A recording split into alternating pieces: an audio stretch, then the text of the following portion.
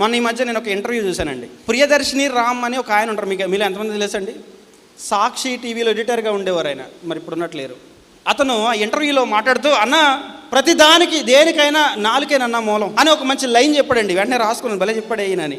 ఏం చెప్పాడంటేనండి, నాలుక నుండి బయటకు వచ్చే మాట, నాలుక ద్వారా లోపలికి వెళ్ళే భోజనం, ఈ రెండు కంట్రోల్డ్గా ఉంటే మనిషి జీవితం ధన్యం అన్న అన్నాడు. ఏమన్నా బాగుందా లేదా?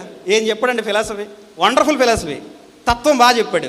ఈ రెండు కంట్రోల్డ్గా ఉంటే చాలన్నా మనిషి ఆరోగ్యంగా ఉంటాడు, క్షేమంగా ఉంటాడు. మాట జీవితానికి సంబంధించి, భోజనం ఆరోగ్యానికి సంబంధించి.